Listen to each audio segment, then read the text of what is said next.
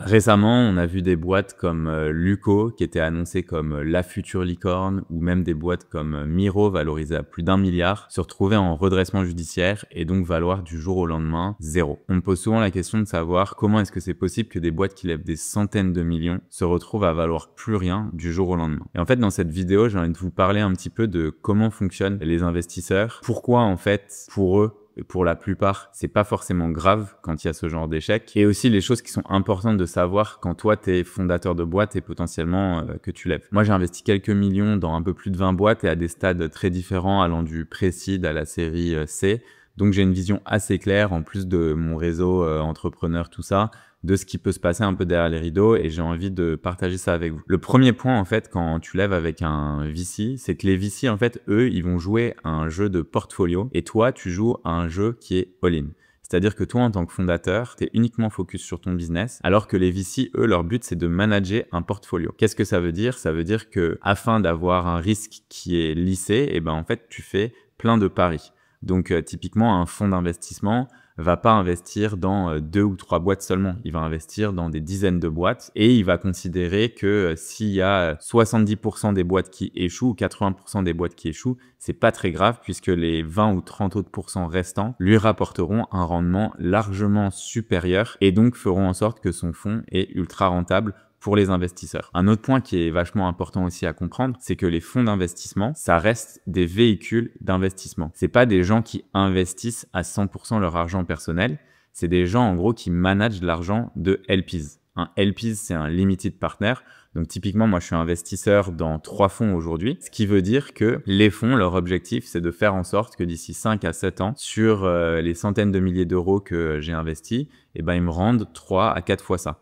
C'est un peu leur promesse. Et c'est là où tu te rends compte quand tu es une startup que quand tu vas avoir des investisseurs, en fait, ils mettent pas vraiment leur argent. Ils font un investissement qu'ils vont devoir souvent ensuite faire valider par leur board et donc il faut que l'investissement tienne la route. Et quand je dis tenir la route, ça veut souvent dire qu'il faut qu'il y ait une thèse d'investissement derrière qui fonctionne et donc on en vient au point suivant qui est que pendant très longtemps, les fonds d'investissement voulaient montrer, puisque eux leur objectif en fait c'est d'avoir de la croissance. La croissance des boîtes dans lesquelles ils investissaient était surreprésentée par rapport à la vraie valorisation d'une entreprise. Je t'explique. Lorsque tu vends une entreprise aujourd'hui globalement, tu la vends sur un multiple de son chiffre d'affaires. Mais techniquement, une boîte qui perd de l'argent, donc qui a un résultat net qui est négatif. Cette boîte-là, combien elle vaut? C'est super difficile de dire parce que si personne la rachète, cette boîte, elle va aller au tapis puisqu'en fait, si tu perds de l'argent chaque année, au bout d'un moment, tu n'auras plus d'argent des fonds. Sauf que pour les fonds, leur vision, elle était assez simple. C'est on va prendre des boîtes qui grossissent vite, on leur donne beaucoup d'argent pour que ces boîtes puissent grossir encore plus vite.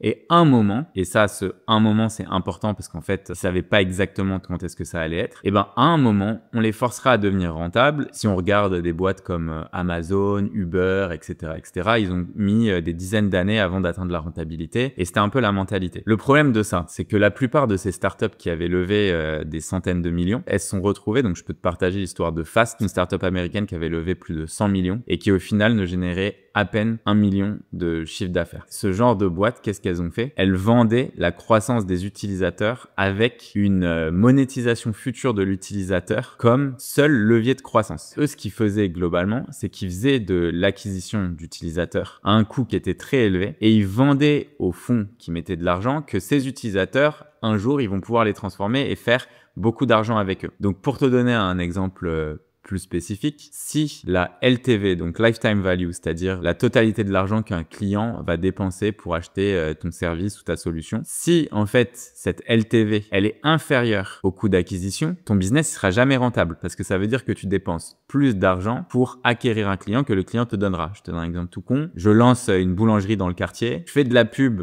sur Facebook pour que un client vienne m'acheter un croissant à 2-3 euros et je dépense 10 euros pour que ce client vienne et ce client dans toute sa vie, en fait, il va passer peut-être 2 fois et il m'aura acheté 2 croissants, tu vois. Ça, c'est pas rentable. Sauf que pour les investisseurs, qu'est-ce qui se passe en fait quand toi tu lèves 100 millions et que du jour au lendemain, tu peux dépenser beaucoup d'argent pour acheter des utilisateurs? Ben en fait, tu montres 2 choses. Un, que ton revenu il grossit, parce que regarde, on va reprendre le cas de notre boulangerie. Je dépense, allez, on va simplifier, je dépense 10 euros pour que quelqu'un vienne m'acheter, mettons, pour 5 euros de croissant. Et ben maintenant, si tu me donnes 10 millions. Le chiffre d'affaires que je vais générer avec ces 10 millions, c'est 5 millions d'euros de vente de croissants. Si on reste sur cette balance-là. Et ben, en fait, du jour au lendemain, avec 10 millions, si je passe de 0 à 5 millions d'euros de chiffre d'affaires, peu importe ce que j'ai brûlé, pour les investisseurs, ils voient une croissance folle, 0 à 5 millions très rapide, donc ils se disent, c'est la boîte dans laquelle il faut investir. Et moi, en tant que fondateur, ou en tout cas la plupart des fondateurs, ce qu'ils faisaient, c'est qu'ils disaient,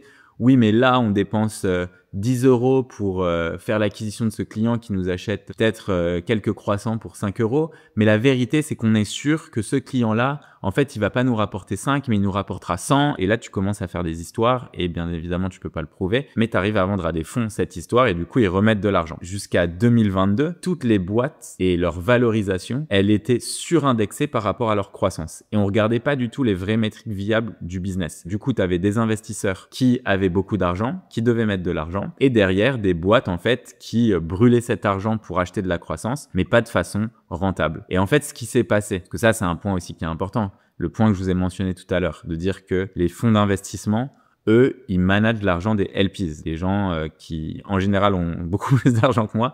Ça peut être des fonds de pension ou autres. Mais ces fonds de pension, qu'est-ce qu'ils font? En fait, ils allouent des poches d'argent par rapport à des types d'investissements. Donc, mettons qu'ils vont mettre 20% en stock, 20% en immobilier, 3% en crypto, 5% en private equity ou en fonds, etc., etc. Sauf qu'en fait, ce que la plupart des fondateurs comprennent pas, c'est que l'argent des VC, il est très dépendant de l'économie mondiale et notamment des taux auxquels ton argent y travaille. Pourquoi? C'est assez simple. Si je mets mon argent sur un livret et qui me rapporte 4 à 5% par an, ce qui veut dire que j'ai zéro risque et que l'argent me rapporte de l'argent, quel est l'intérêt pour moi de me dire que je vais aller investir dans des VC? En fait, je vais prendre un risque qui est très élevé pour un retour qui potentiellement est pas si ouf. Et donc en fait, ce qui s'est passé à partir de 2022, c'est que globalement, la plupart des investisseurs se sont dit, investir en VC, c'est pas si intéressant que ça parce que notre argent, en fait, on peut le mettre ailleurs et avoir un meilleur rendement. Et donc d'un coup, les fonds, ils ont eu beaucoup moins d'argent et ils ont eu peur et donc ils ont commencé à mettre la pression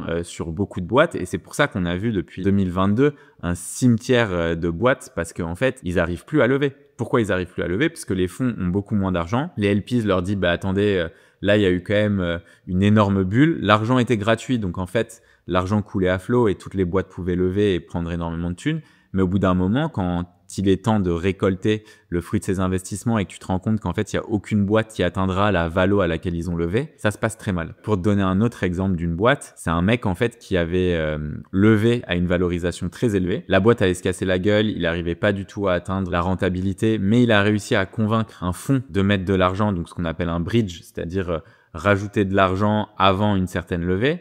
Le bridge, en général, il est fait plus ou moins à la même valorisation d'avant. Qu'est-ce qui s'est passé? C'est que le board, je parle d'une boîte qui était en late stage, donc série C ou D, le board en fait des investisseurs a décidé de ne pas accepter les conditions de ce bridge pour une raison qui était simple. Eux, en fait, ils étaient dans une phase de levée. Donc, les fonds lèvent aussi de l'argent. Comme je te l'ai dit, ils managent l'argent d'autres personnes. Ce qu'ils font, c'est qu'ils disent le fonds 1, ça va être 150 millions. Ils vont chercher 150 millions et après, cet argent, ils l'investissent. Le fonds 2, 300 millions. Ils vont chercher 300 millions et ils l'investissent, etc., etc. Mais pour pouvoir lever le fonds 2, le fonds 3, le fonds 4, qu'est-ce qu'ils doivent faire? Ils doivent dire, regardez, voilà ce qu'on a investi sur le fonds 1, voilà ce qu'on a rendu à nos investisseurs et voilà potentiellement ce qu'on projette pour la suite. Donc, quand ils ont mis beaucoup d'argent et une valorisation très élevée et que cette boîte d'un coup, elle doit faire ce qu'on appelle un down round, donc lever à une valorisation plus basse ou à la même valorisation, ça veut dire qu'ils sont forcés de reporter à leurs investisseurs que la boîte n'a pas grossi. Et ça, c'est un problème quand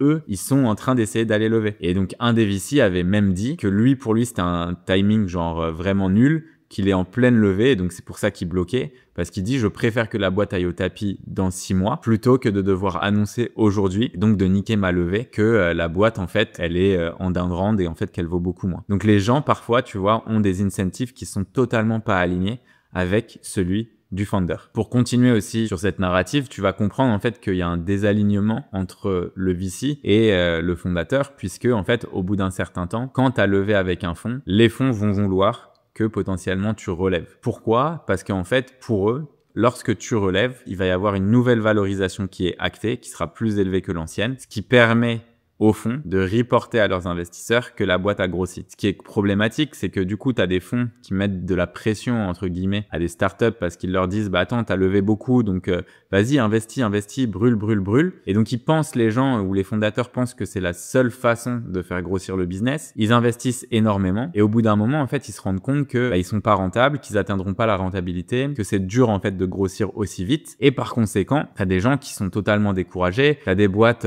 typiquement, récemment, je crois que c'est Firmin qui en parlait de Payfit. Payfit, ils ont dû virer énormément de personnes. Aujourd'hui, je pense qu'ils sont quasiment à la rentabilité et tout, mais l'ambiance chez Payfit, ça a dû être horrible. Tu vois, quand t'es, 800 000 personnes, un truc comme ça, et que t'as 300, 400 personnes qui partent, ça va être très dur de redresser la barre. Je pense qu'il va y arriver. C'est un mec très smart, il est passionné par son projet, il a une vision ultra long-termiste. Mais en fait, t'en as plein de boîtes qui se relèvent jamais de ça et qui vont au tapis, en fait. Et je pense que c'est essentiellement lié aux facteurs, du coup, que j'ai mentionné. Mauvais alignement entre l'intérêt des fonds et l'intérêt des fondateurs et un peu cette surévaluation des boîtes par rapport à leur croissance et pas sur d'autres métriques. Donc, en gros, je pense que ce qui est super important quand tu es fondateur, c'est de bien comprendre quel est l'intérêt des VC. Être ultra transparent sur le type de boîte que tu veux faire et toujours garder en tête une voie vers la rentabilité. J'espère que cette vidéo t'a plu. Passe une bonne journée. Bisous.